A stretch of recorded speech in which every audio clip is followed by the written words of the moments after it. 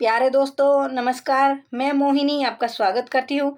हिंदी साहित्य का संपूर्ण इतिहास में हम पढ़ रहे हैं भक्ति काल। उसके अंतर्गत हम देख रहे हैं निर्गुण काव्य धारा को और उसके भी अंतर्गत हम देख रहे हैं संत काव्य धारा को।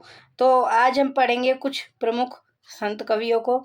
तो उसमें होंगे संत रैदास और संत सदना, संत बेनी, संत पीपा, शेख फरीद, संत भीषण, निपट निरंजन स्वामी और संत वीरभान को। तो चलिए समय न गवाते हुए क्लास को स्टार्ट करते हैं। तो सबसे पहले हम देख लेते हैं संत कवि रैदास को। इनका पूरा नाम था रविदास। ये मीरा के गुरु माने जाते हैं। ये रामानंद के शिष्य थे। इनकी जन्म की बात की जाए तो 1388 ईस्वी का इनका जन्म है।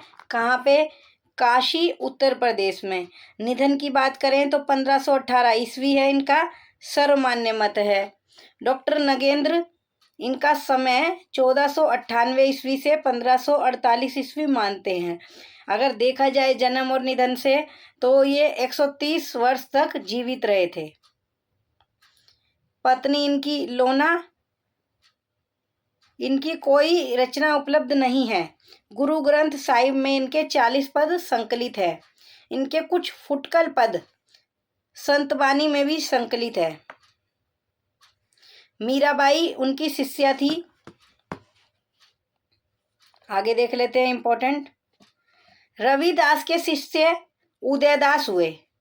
मतलब रविदास ये रैदास को ही इनका पूरा नाम है। तो इनके शिष्य हुए उदयदास।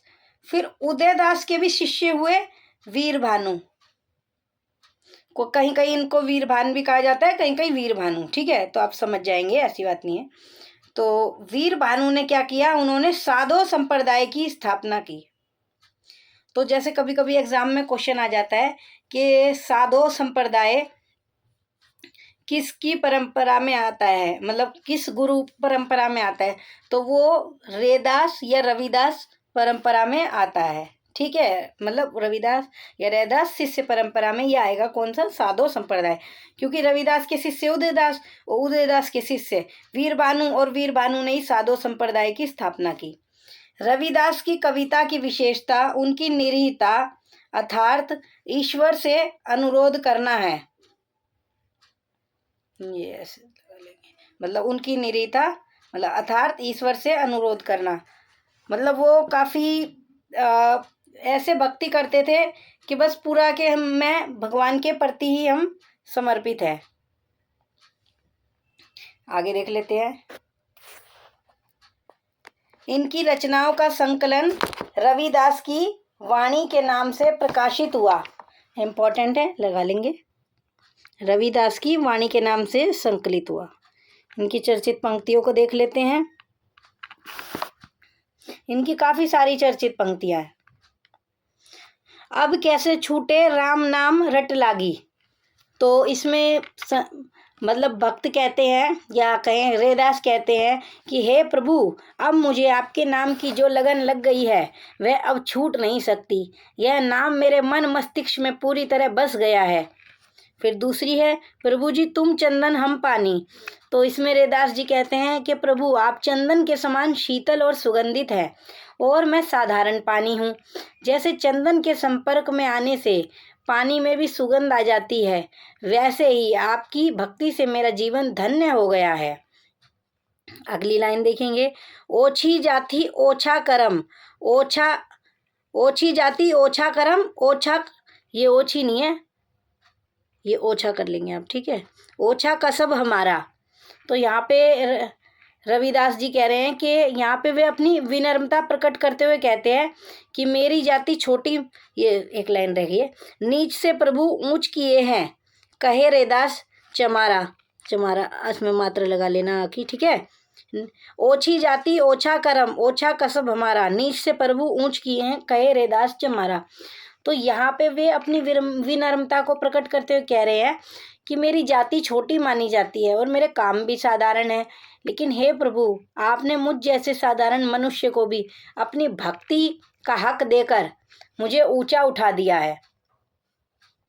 आगे है, जाके कुटुंब सर सब ढोर ढोवंत फिरहू अजहू बनारस आसपासा।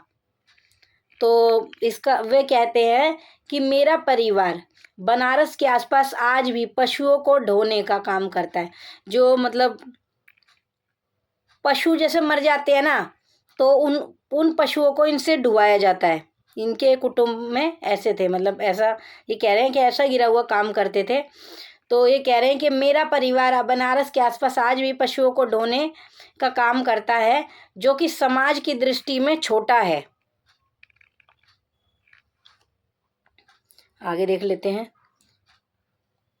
मन चंगा तो कठौती में गंगा, ये उनकी सबसे प्रसिद्ध पंक्ति है, इम्पोर्टेंट है। इसका अर्थ है कि यदि आपका मन शुद्ध और हृदय में पवित्रता है तो आपको कहीं तीर्थ पर जाने की आवश्यकता नहीं है। आपके पास रखे बर्तन यानी कठौती जिसे कहा जा रहा है कि जल में ही गंगा का पुण्य प्राप्त हो जाएगा। जब हम होते तब तू नाही, अब तू ही है मैं नाही। इम्पोर्टेंट है ये लाइन भी। यहाँ पे क्या हो रहा है, यहाँ पे अहंकार की बात की गई है, उसको नष्ट करने की। जब तक मेरे अंदर मैं यानी अहंकार था तब तक आप नहीं मिले। जब आप मेरे हृदय में बस गए हैं तो मेरा अहंकार पूरी तरह मिट गया है। फिर है माधव का कहिए ऐसा जैसा, मानिए होहिन तैसा।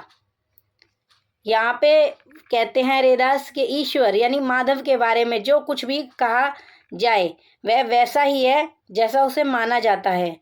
वह शब्दों से परे है, बस उसे अनुभव किया जा सकता है।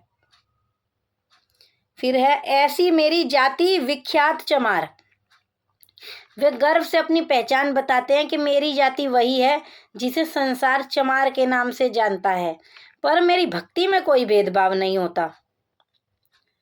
फिर है पावर जंगम कीट पतंगा सॉरी पूरी रहियो हरी राई। तो यहाँ पे रैदास जी कह रहे हैं कि ईश्वर छोटे से छोटे कीड़े मकोड़े, कीट पतंगों और चर अचर यानी सजीव निर्जीव सभी में समान रूप से व्याप्त है। तो यहाँ पर रैदास को हम देख चुके हैं। तो अब संत सदना की बात करेंगे हम।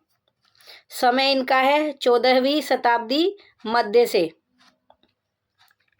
इनका खाली समय पता है, निधन और उसका जन्म और निधन का समय एग्जैक्ट नहीं मिलता है। ठीक है, नहीं मिलता है तो एग्जाम में पूछा भी नहीं जाएगा, क्योंकि मैंने भी कई किताबों को लेकर अपने नोट्स बनाए हैं तो उसमें कभी कहीं भी मुझे जन्म और निधन का इनका समय देखने को नहीं मिला, और ना ही इनकी रचनाओं का ज़्यादा जिक्र आता है। बस ये हमें नाम पता होना चाहिए और थोड़ा सा इनके बारे में कर बात। जैसे ये है, इनका एक पद गुरु ग्रंथ साहिब में संकलित है। किसका? संत सदना का। आगे चलते हैं, फिर देख लेते हैं हम संत बेनी को। इनका समय है 15वीं शताब्दी। इनके 3 पद गुरु ग्रंथ साहिब में संकलित है। पहले वाले के 1 थे, इनके 3 हुए। उनका समय था 14वीं शताब्दी, इनका समय है 15वीं शताब्दी। आगे देख लेंगे। संत पीपा की बात करेंगे तो इनका समय 15वीं शताब्दी का पूर्वाद्र। फिर गुरु की बात करें इनके तो गुरु रामानंद हुए। जाति की बात करें तो खींची यानी राजपूत। शेख फरीद की बात करेंगे तो समय इनका है 1472 ईस्वी से लेके 1552 ईस्वी तक। गुरु ग्रंथ साहिब में इनके 4 पद संकलित हैं। संत भीषण की बात करें तो समय 16वीं शताब्दी। गुरु ग्रंथ साहिब में इनके 2 पद संकलित हैं। फिर बात करेंगे निपट निरंजन स्वामी की, तो जन्म का इनका समय मिलता है 1539 ईस्वी। ये समय है डॉक्टर रामकुमार वर्मा के अनुसार। रचनाओं की इनकी बात करें तो शांत सरसी, निरंजन संग्रह इम्पोर्टेंट है। ठीक है,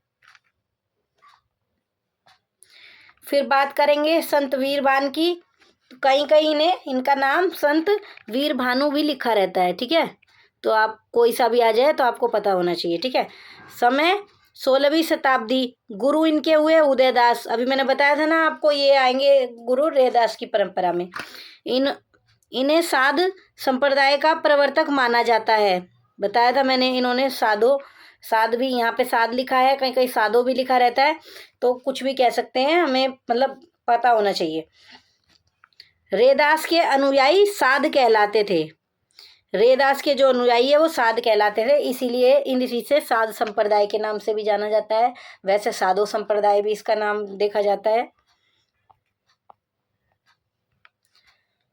तो आज इतने ही संत कवियों को देखेंगे, आगे के संत कवियों को हम देखेंगे अगली क्लास में। वैसे सभी संत कवियों को हमने देख लिया है, खाली बचे हैं कबीरदास जी, क्योंकि कबीरदास जी प्रवर्तक है, इसीलिए उनको हमें काफ़ी डिटेल में देखना होगा। उन पर इम्पोर्टेंट क्वेश्चन भी आते हैं एग्ज़ाम में, तो उसमें लंबी क्लास चलेगी और शायद 3 या 4 क्लास रहेगी आपकी। ठीक है, तो लगभग संत कवि कबीरदास ही रह गए हैं। तो आज की क्लास में इतना ही, जल्दी मिलते हैं अगली कक्षा में। नमस्कार।